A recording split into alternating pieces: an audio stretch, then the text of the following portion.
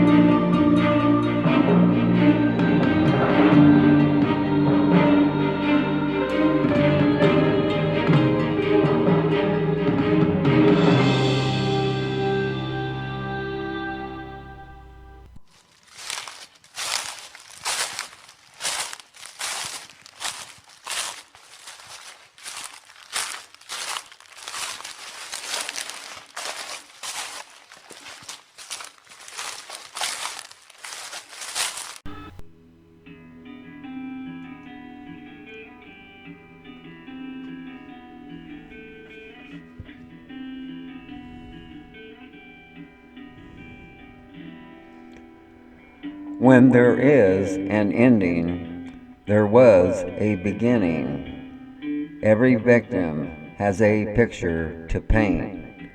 Every true crime has its time and place. Please join our MJ podcast, the series Deep into the Woods, Missing Persons, Unsolved Crimes, and the Does.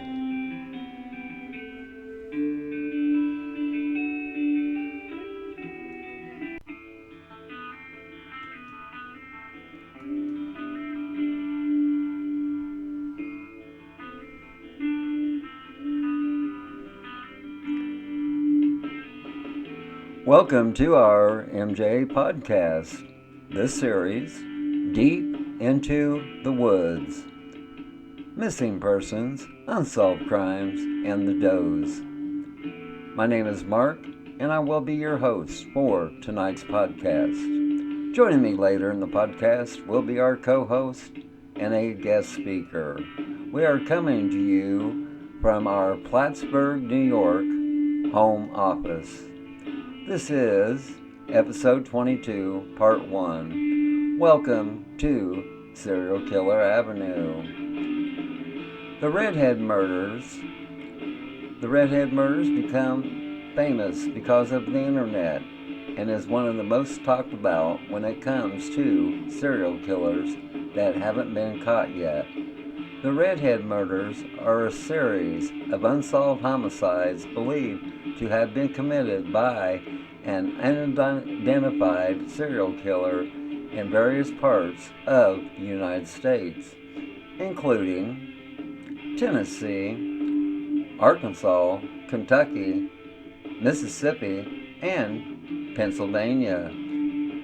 It is presumed that the killings occurred between October 1978 and the 1980s, but they may have continued until 1992. The victims many of whom have never been identified, usually had reddish hair and their bodies were abandoned along major highways in the United States.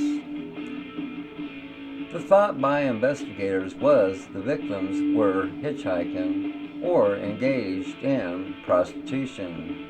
Authorities are unsure of how many people were responsible for these murders. Many investigators believe that a total of 6 to 11 victims were involved. The suspect was informally called the Bible Belt Strangler in 2018. The name came from a class of an FBI profiler who was teaching that class because of the territory where the bodies were found. Here are some of the tidbits about the serial killer profile. The subject is a white male born between 1936 and 1962, aged between 23 and 49 years of age in 1985. The suspect is likely a commercial trucker who traveled Interstate 40 several times. They estimated his height and weight to be 5'9" to 6'2" and 180 to 270 pounds. His work was likely based in or near the city of Knoxville, Tennessee. The suspect is organized. The suspect is a skillful hunter of female victims.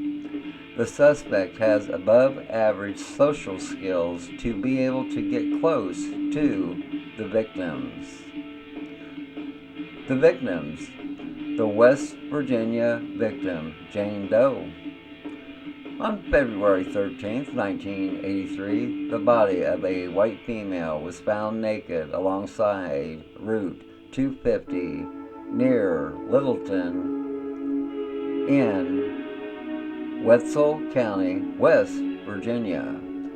A pair of senior citizens reported that they thought the remains were a mannequin before discovering it was a human corpse. The body had been placed at the area recently. There was snow on the ground, but no snow was on the body.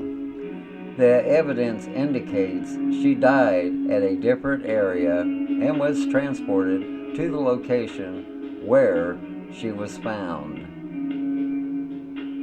It is presumed that she died 2 days before her discovery. She had not been an apparent victim of sexual assault, although foul play may have been involved in her death. This woman's cause of death was not officially determined, but she may have been suffocated or strangled. This Jane Doe was one of the older victims, as the age range was between 35 and 45. The woman's hair was auburn, which matched the criteria for the redhead killer. It was stated that she gave birth to at least one child.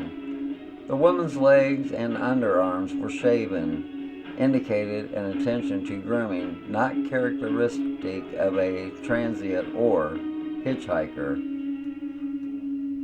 A person of interest has emerged in this case, believed to be a middle-aged white male.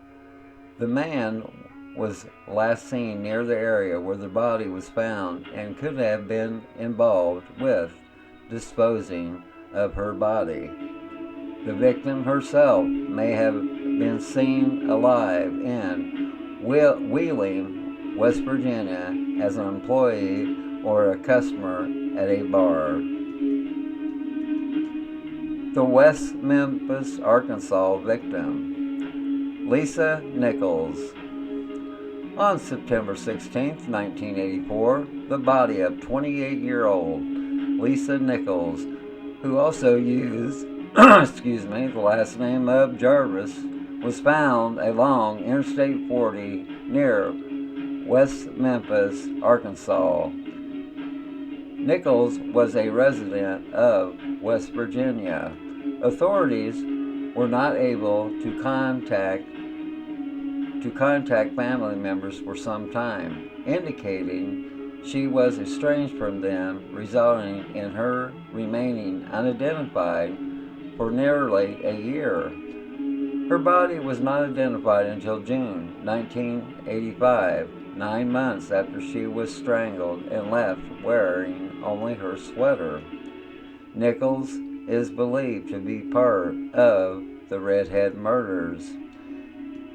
She was found along a highway and she had strawberry blonde hair at the time of her death. The 28-year-old Nichols' remains were identified by a couple from Florida who had allowed her to stay with them for a period of time. Nichols may have been murdered after leaving a truck stop along the highway and may have attempted to hitchhike. The Campbell County, Tennessee victim, Jane Doe. On January 1st, 1985, another victim was found near Jellicoe, Tennessee in Campbell County on Interstate 75. Although her murder occurred 3 days before her discovery, the Jane Doe was already in an advanced state of decomposition. Like the others, she was white and had short red hair which was somewhat curly. She was likely between the ages of 17 and 25, although she may have been as old as 30 at the time she was murdered. The young woman also had freckles and various scars and burn marks on her body and was 2.5 months to 5 months pregnant when murdered by an undisclosed method. She had no evidence of dental work except for a partial denture holding 2 false teeth on her upper jaw. The Doe Network and the National Missing and Unidentified Persons Systems states her body was too decomposed to estimate the weight of the victim. On September 6, 2018, the Shelby County Sheriff's Office, located in Indiana, announced that the victim had been identified by fingerprints. Jane Doe was Tina Marie McKinney Farmer of Indiana. Farmer was 21 at the time of her death and was last seen in Indianapolis, Indiana with a trucker said to be headed to Kentucky. The second Campbell County, Tennessee victim, Jane Doe. The second Campbell County victim was found on April 3, 1985 outside of Jellicoe, Tennessee. But her hair color is not unknown, which does not immediately indicate she was a victim of the Redhead murderer. Jane Doe was believed to have died between 1981 and 1984, 1 to 4 years before her discovery. Unlike the other victims, she was younger, between the ages of 9 and 15, when the others were estimated to be over 16 years of age. Jane Doe was located by a passerby about 200 yards off a Big Wheel Gap Road, 4 miles southwest of Jellicoe in Campbell County, which is some distance from Interstate 75 near a strip mine. The cause of the girl's death is unknown, as her remains were partial, but still may be a homicide. 32 bones, including her skull, were all recovered from the scene. Her skull allowed facial reconstruction. The Cheatham County, Tennessee victim, Jane Doe. On March 31st, 1985, the skeletal remains of a red-haired female was located in Pleasant View, Cheatham County, Tennessee. Jane Doe was believed to have died 3 to 5 months before due to an unknown cause. She was a white female. However, her case is possibly linked to the Redhead Murders because her remains were found at the side of the highway, Interstate 24. By examining her teeth, the victim had some evidence of crowding and overlapping of her teeth. This woman was believed to be between the ages of 31 and 40 at the time of her death. The Knox County, Kentucky victim, Jane Doe. On April 1st, 1985, the body of a woman who had died by suffocation was found in a white Admiral refrigerator in Gray, Knox County, Kentucky, alongside Route 25. The refrigerator had a decal of the words Superwoman on the front. There were reports that the victim may have been soliciting a ride to North Carolina over a CB radio. 500 people attended her funeral, which was also televised. The case was a local sensation in Gray, as the town was a quiet and sleepy place where little out of the ordinary usually happened. Distinguishing features of the body included a number of moles on the right side of her neck, near one ankle, and below each breast. A yellow stain upper incisor and a scar and other marks on her abdomen indicated that she had given birth to at least one child. Jane Doe's hair was red and nearly a foot long, which fit the pattern of the redhead killer. After her autopsy, she was determined to be between 25 and 35 years old. It is also possible that she owned a pair of boots found near the refrigerator. Several missing persons have been eliminated as possible matches for the victim. After the case was publicized in January 2013, the police received some tips, but it is unknown if they became solid leads. On October 1st, 2018, the Knox County Sheriff's Office announced this woman had been positively identified. Jane Doe's name was Espy Regina Black Pilgrim of Western North Carolina. A DNA match was made between her and her grown daughter, who said her mother disappeared when the girl was 6 weeks old. The Greene County, Tennessee victim, Jane Doe. On April 14, 1985, a young white female's body was located in Greenfield, Greene County, Tennessee. She had died by severe blunt force trauma and possibly a stab wound 3 to 6 weeks before she was discovered and was in advanced state of decomposition. However, her fingerprints were possible to obtain, as well as her DNA and dental information. She had been approximately 6 to 8 weeks pregnant shortly before she died, but she had miscarried recently. She was estimated to be 14 to 20 years old, possibly as old as 25. She had a slight overbite and had some fillings in her teeth, showing that she had dental care in her life. Because she had light brown to blonde hair with red highlights, it is possible that her case could be related to the Redhead Murders.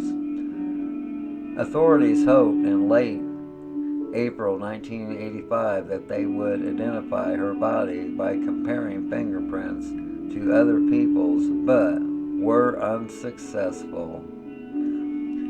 6 missing women were ruled out as possible identities of the victim. Jane Doe was identified in November 2018 when officials announced that the victim was a New Hampshire native, Elizabeth Lamont. Lamont was 17 years old at the time of her death. Lamont had disappeared on April 6, 1984.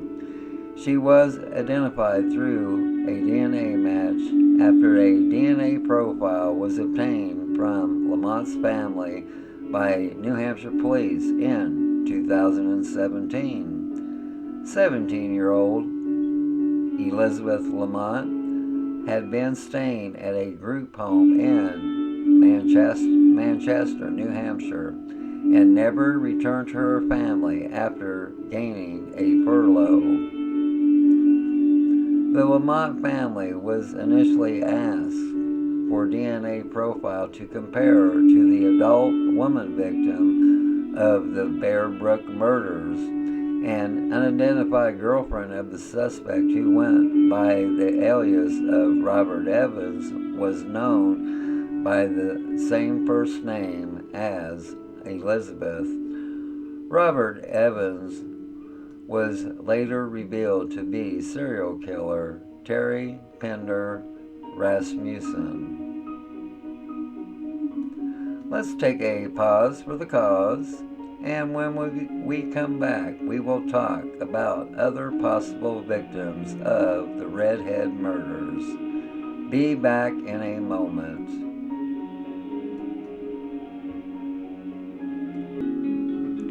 MJA would like to give a special shout out to the Corbin Connection comedy channel on YouTube. Mr. Corbin is a very funny man with his 3 alter egos. Once again, that's the Corbin Connection on the comedy channel on YouTube. Check it out. Thank you.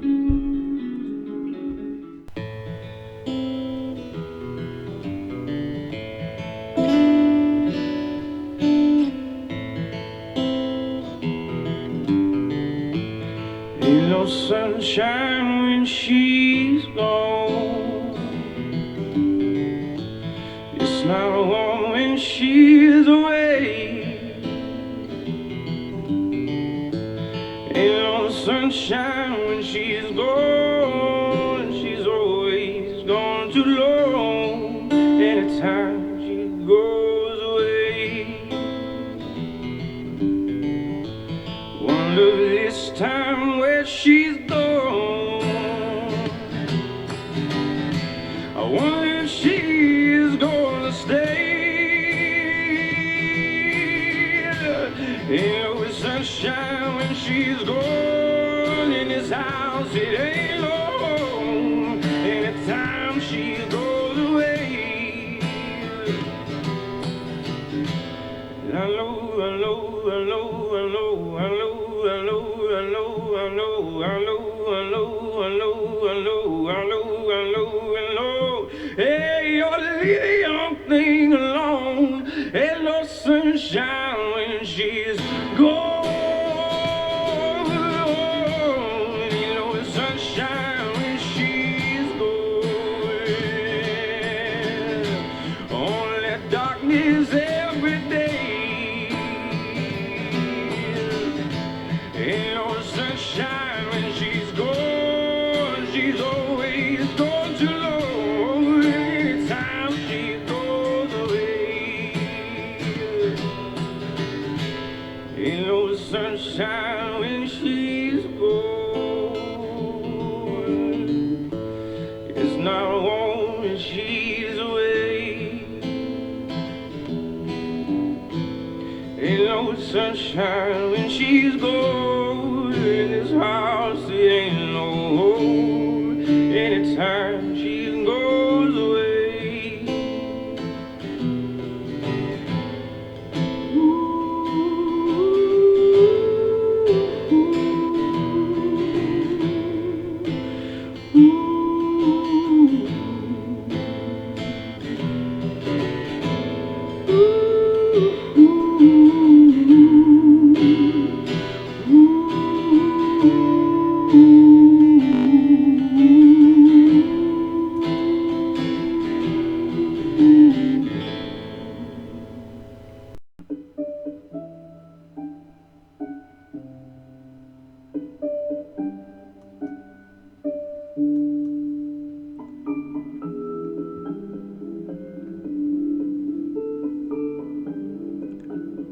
Welcome back to our MJ podcast. This is episode 22, part 1. Welcome to Serial Killer Avenue, the Redhead Murders. There are other possible victims. Jane Doe was discovered in Rising Fawn, Georgia in 1988. She was given the name Rising Fawn Jane Doe. Jane Doe might have been a victim of the Redhead Murderer, according to amateur sleuths online. The victim was sexually assaulted and had been strangled to death, and she was between 16 and 25 years old. She had red hair like the other victims and was found near Interstate 59. The Missouri and Arkansas unidentified victims. On June 17, 1978, a white male and female was discovered in Pemiscot County, Missouri, and Mississippi County, Arkansas. Jane and John Doe were found 15 miles from each other and were likely murdered by the same person. The pair were reportedly seen together before the murders at a truck stop in the same town and were believed to have been dropped off by a man. They were identified as Jimi Hendrix and Kim Mills. Hendrix was identified in May 2017, and Mills was identified on February 2nd, 2018. They were never reported missing, and they were from Michigan. The DeSoto County Jane Doe. On January 24, 1985, an unidentified white female was found laying to the side of Highway 78 in DeSoto County, Mississippi. The victim is described as being between 20 and 35 years old, 5'2" to 5'4" inches tall, to 110 pounds, with red or strawberry blonde hair. The Pulaski County Jane Doe. On April 20th, 1985, the partial skeletal remains of Jane Doe was located in Pulaski County, Arkansas. The victim's skeletal remains were found 1/4 of a mile south of Wrightsville Park Road, 75 yards west of the Arkansas River. The remains were found face down in her clothes 70 feet southwest near the riverbank. The river isn't far from interstate access. The Rowan County Jane Doe. Jane Doe.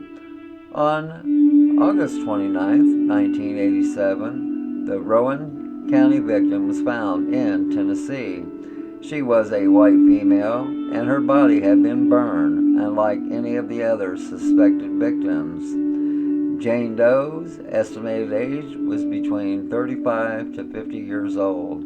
Also, it has not been stated if her remains were located near a highway. Her hair color was brown but dyed reddish. The Benton County Jane Doe. Jane Doe. On May 7, 1990, partial skeletal remains were located in Benton County, Arkansas. The victim was located off of Highway 102 in Rogers, Arkansas. This area is close to the Oklahoma and Missouri state lines. Several bones were recovered along with what appeared to be a shotgun wadding. Buckshot pellets number 4 were found in the ground under the skull. A neighbor reported seeing a fire in the area in February 1990, but never went to investigate. He believed someone was burning trash. Investigators believe the victim or the bones may have been ran over with a vehicle to make identification difficult or impossible. After the victim had been shot, she was set on fire.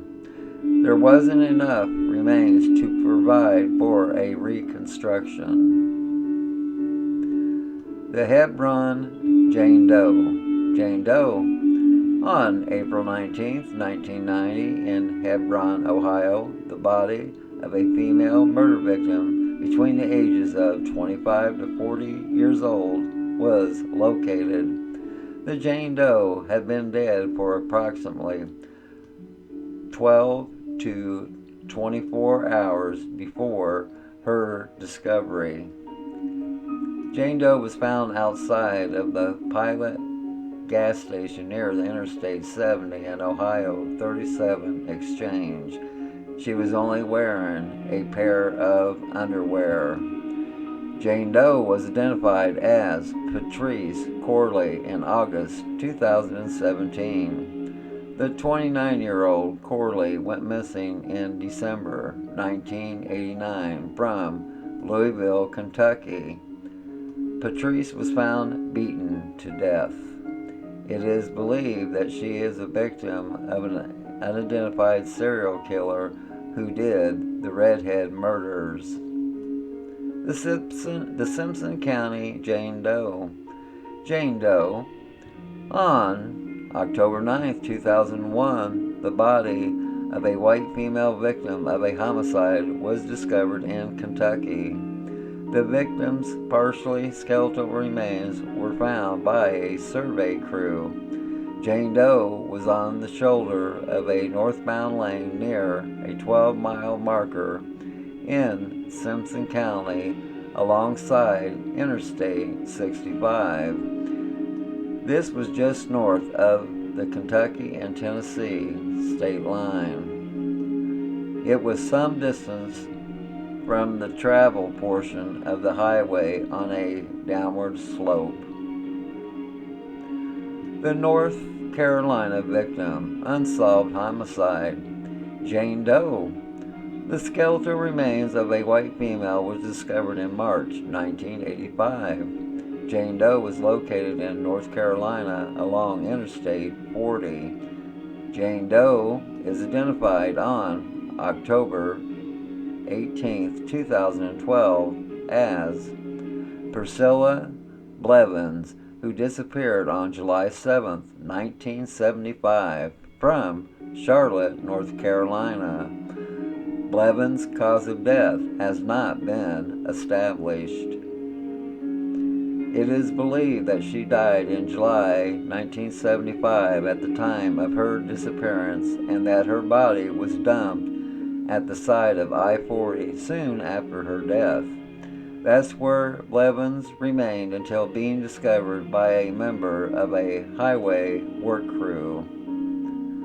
The Simpson County, Kentucky Jane Doe remains largely inconsistent with the time span of the murders, as she died in 2001, as decomposition suggests.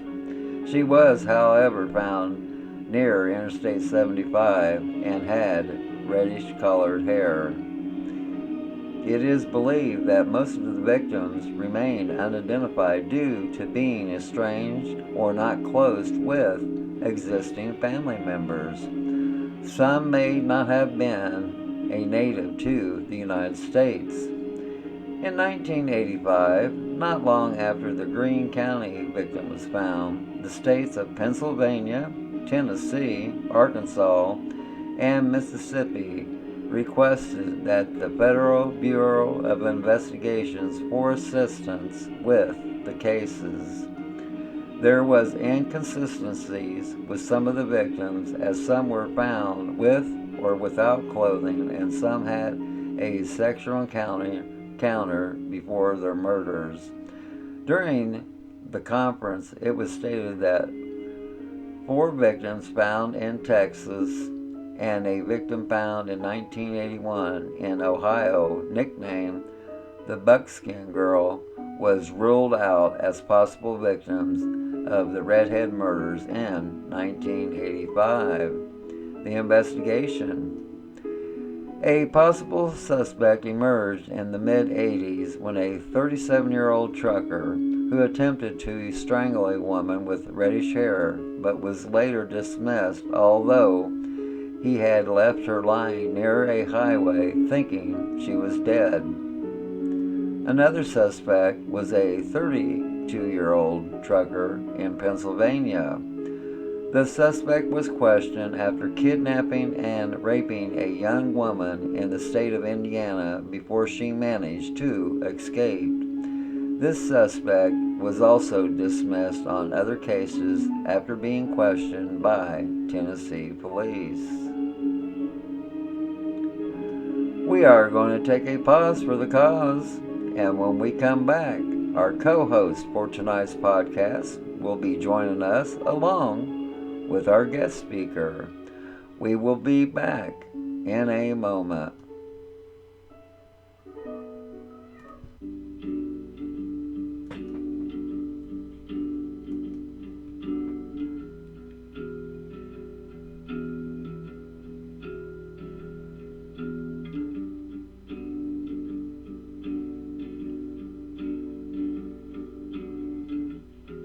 MJA would like to give a special shout out to Shiloh's Restaurant, located at 202 Central Street in Woodsville, New Hampshire.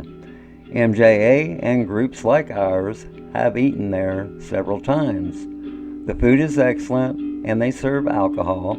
The service is Class A and the prices are fair. It has great atmosphere and it's kid friendly. Once again, that's Shiloh's Restaurant, located in Woodsville, New Hampshire. Please check it out.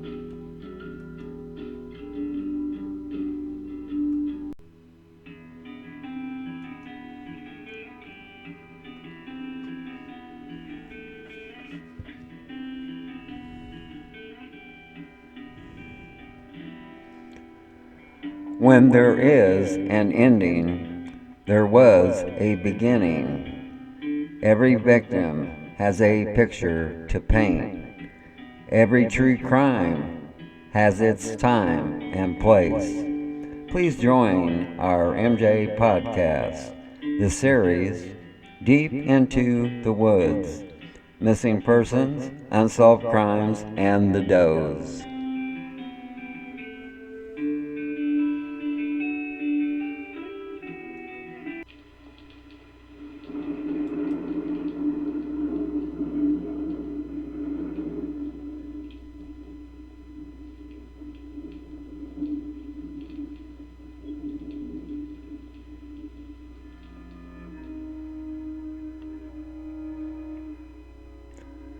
It's with great regret that MJA announces the retirement of Miss Callie from MJA. Miss Callie's years of service will be greatly missed.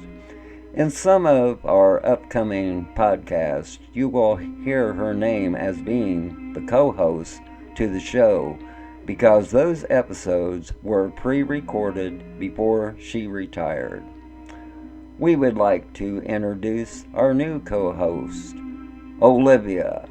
Olivia has a college background in science and law. Her and I have been working together for years concerning one certain case. Olivia is an excellent researcher.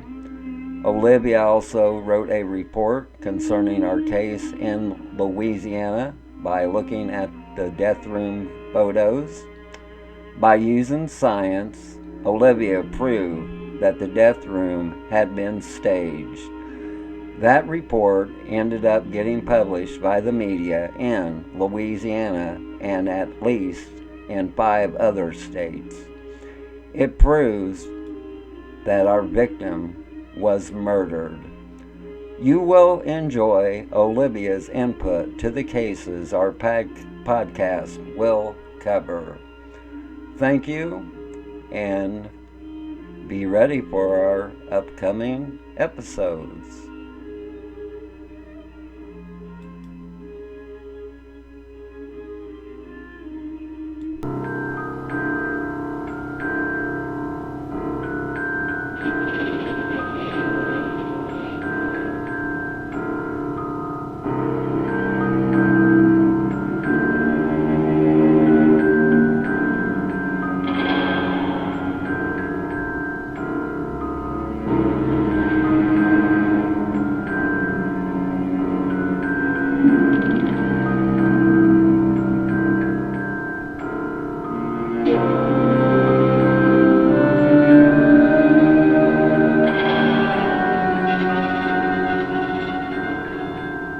Welcome back to our MJA podcast. This is episode 22, part 1.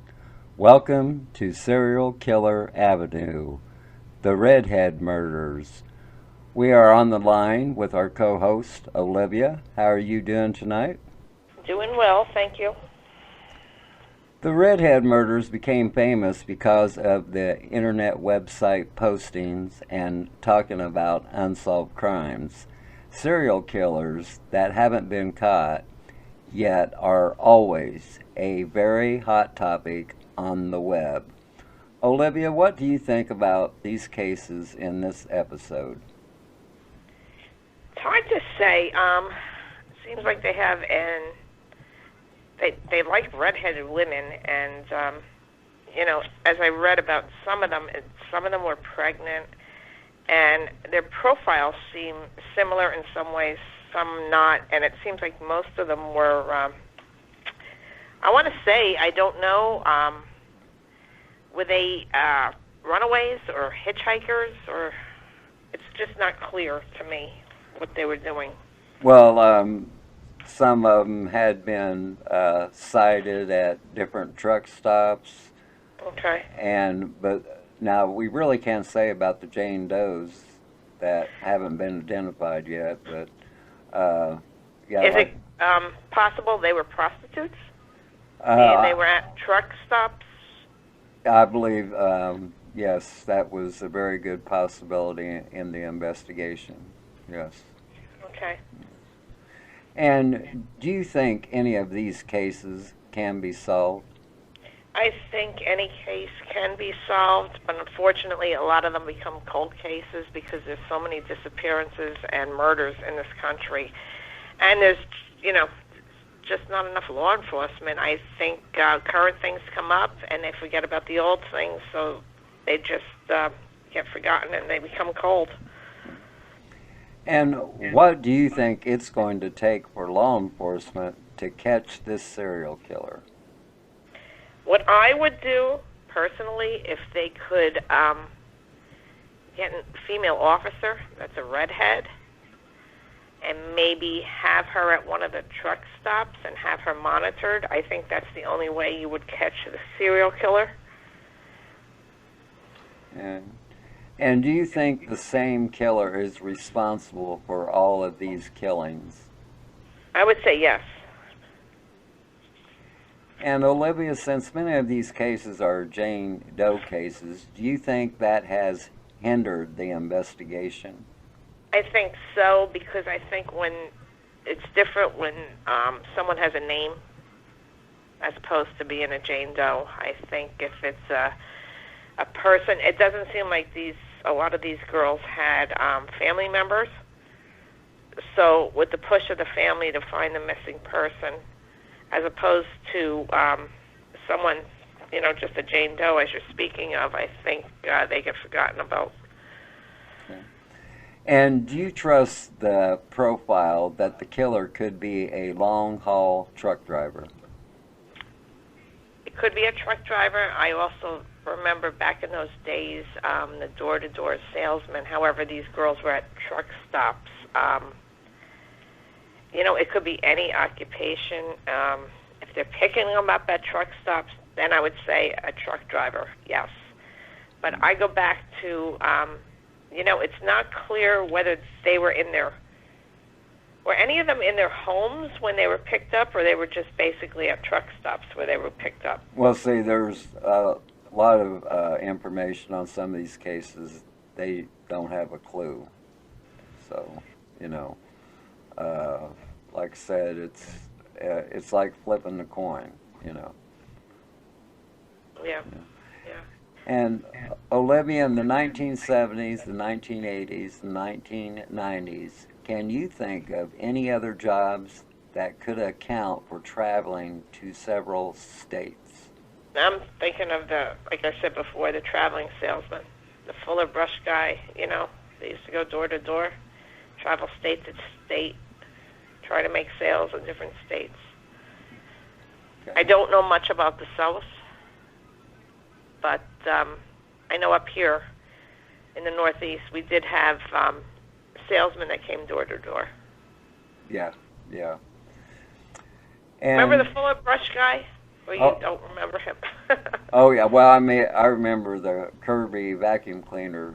Vacuum cleaner, yeah. The Fuller Brush guy. Yeah. And the milkman. Remember the milkman? Oh, yeah. Could have been the milkman. You never know. Could have been anybody, you know. But the milkman don't travel state to state. And, okay, you have a serial killer, and you know his hunting grounds.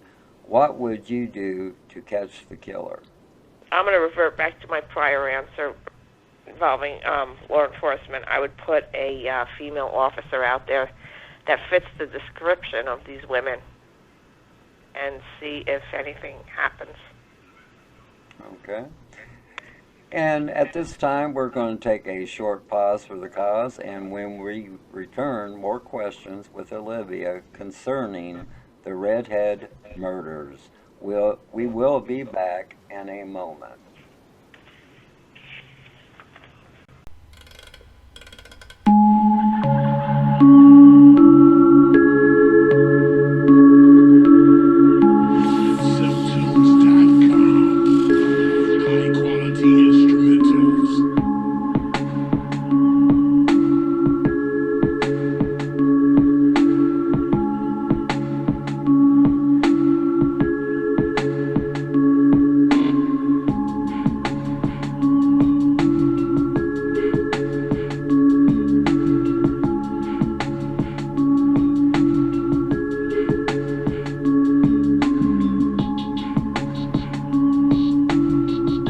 Welcome back to our MJA podcast. This is episode 22, part 1.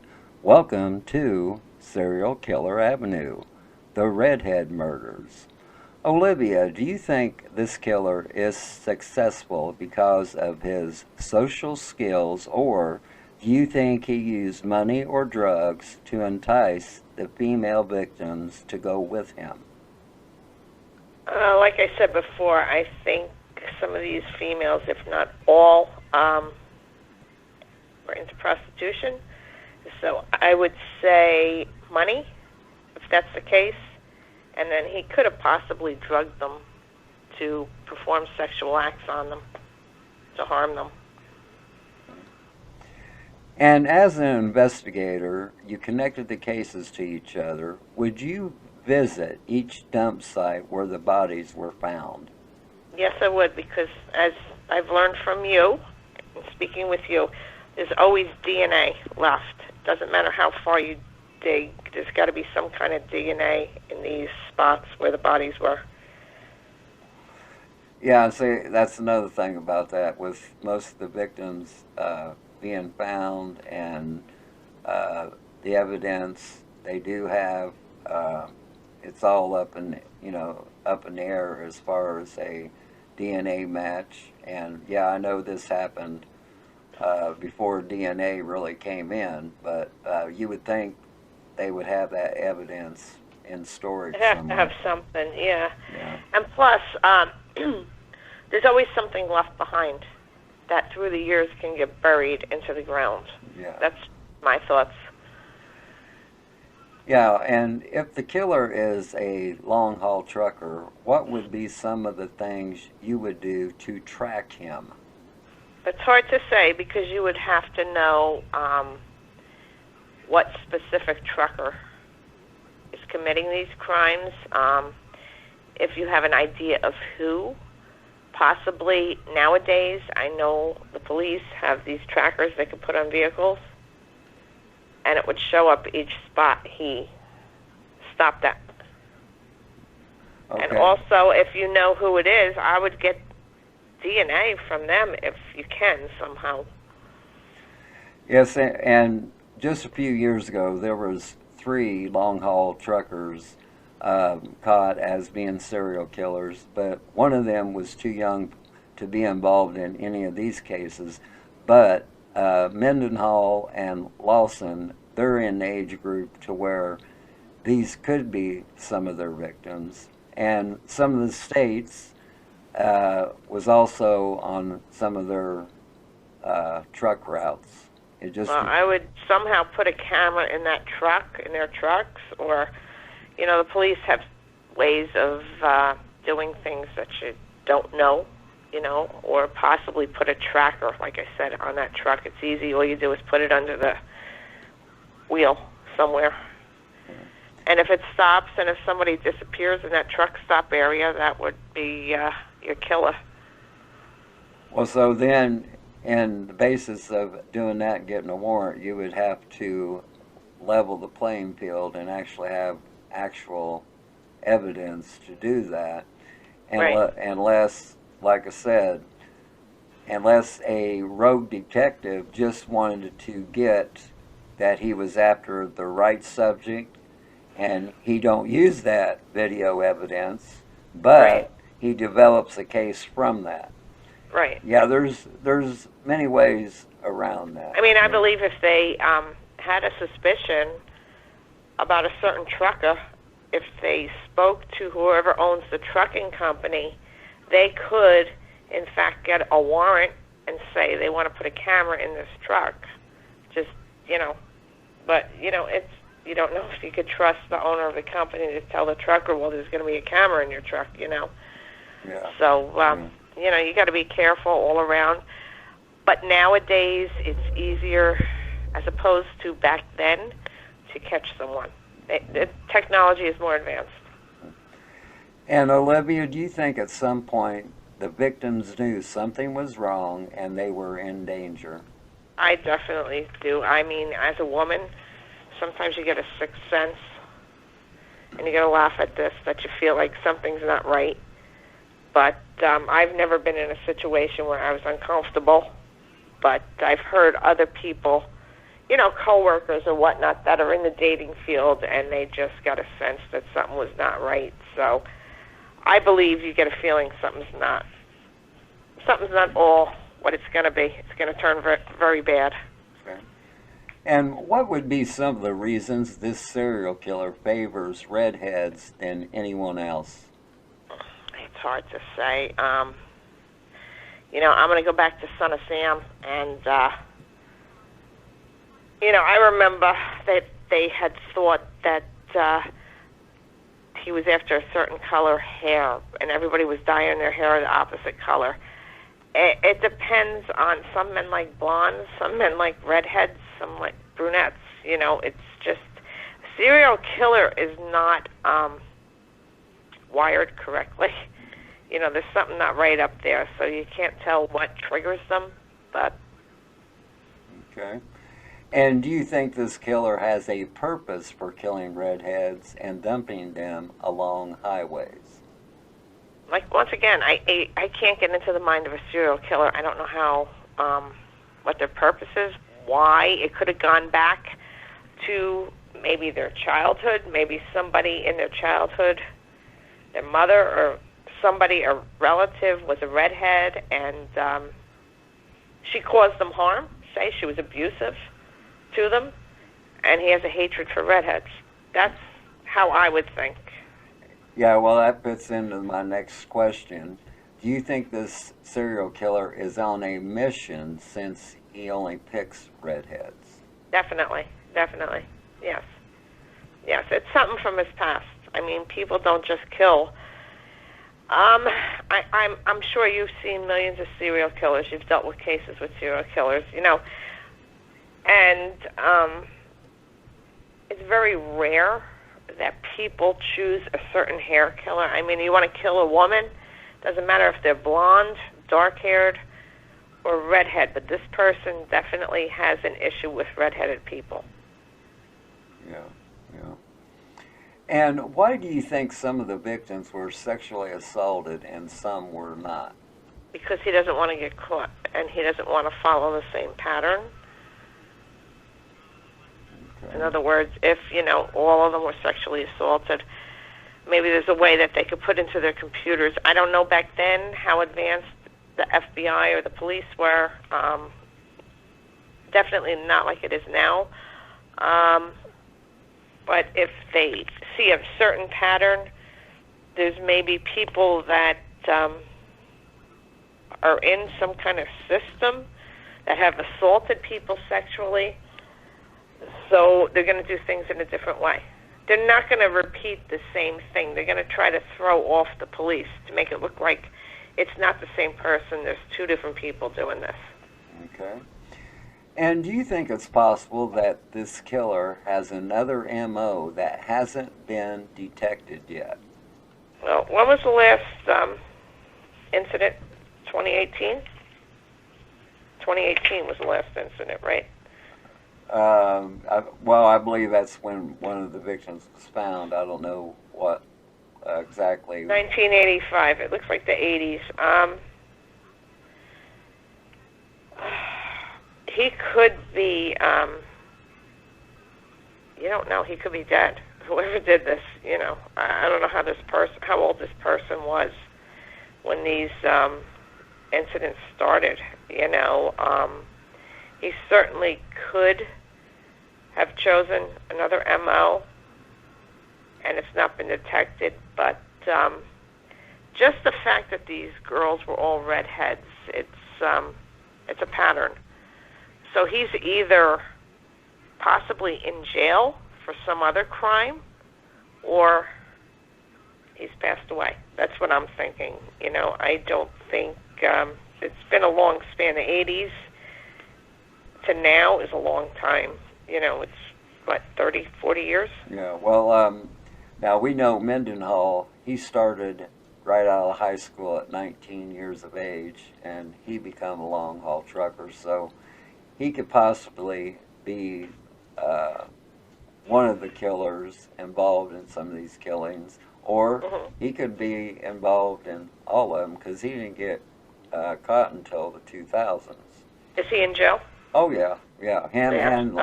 Him and Lawson's in jail. I would say whoever was doing this is probably in jail for another crime, and they just haven't tied it together yet. And then there's another one in the mix for the later killings that might be a copycat, and he is suspected serial killer Christopher Below. And he's spending 18 years for a manslaughter charge on his mistress, but there's other states lining up to question him after he's released from prison, and South Carolina is going to be one of those states because he had a haul to South Carolina, and when they searched his sister's home in Evansville, Indiana, they found her missing person poster in his toolbox. And they thought that was kind of odd. So yeah. Well, I don't know the southern states at all. So I don't know what the stretch of road is like. Have you ever been on it? Oh yeah, I've been on Route 40. Yeah, I've been on different parts of it. I mean, I've been to Florida 3 times, and nothing against you Floridians, but I just don't, I just don't like going, like I said this before, I don't like going into states that have reptiles. That's just not my thing, I have a snake phobia that is unreal, but, you like living down there, fine. I've never been to the Carolinas. I've never been to Georgia or the Deep South, I mean, it looks pretty and everything, but I just don't know how it's set up as opposed to where I am, it's more populated here. Yeah. Is it desolate, the area? Oh, some areas are, yes. Yeah. And some of the stretches of highways these girls were on was also That's what I don't understand. If you're not looking for, how can I say it nicely? Tricks? Is that what they call it? Tricks? That's what we used to call it in the old days. That used to be one. I mean, what are you doing on these roads at night? You know. Well, see, that's what I mean. I'm not blaming these girls in any way. Yeah. You know, they're the victims, but you know, like what's going up in New Hampshire, in New England. You put yourself out there. You know, there's people missing. You just don't put yourself in a position where you could be in danger. But apparently, these girls led different lives than most of us. God bless them all. But this is just, I would say at this point, this person is probably in jail for another crime. Okay. And eventually, maybe, hopefully, they'll be tied into these murders. Okay. I want to say thanks to Olivia for being on the show tonight. We look forward to speaking with you again on our next podcast. I have a quote for you all. We are all different. Don't judge. Understand instead. Roy T. Bennett. Many thanks goes to our viewers and listeners for tuning in, for y'all have been so kind. Always remember, folks, if you ever get bored with nothing to do, we'll take a walk deep into the woods. You might be surprised at what you might find. That's the end of tonight's MJA podcast. This has been episode 22, part 1. Welcome to Serial Killer Avenue, the Redhead Murders. This is Mark. I was your host for tonight's show. Also joining me was our co-host, Olivia. And we say to all of you, good night from Plattsburgh, New York.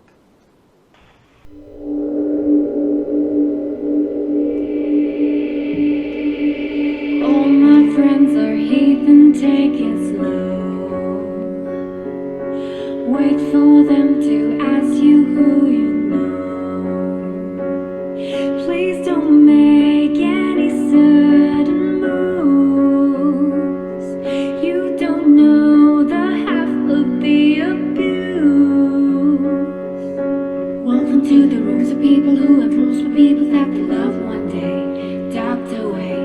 Just because you check the guns at the door doesn't mean the brains will change from hand to grenade. You'll never know a psychopath sitting next to you. You'll never know a murderer sitting next to you.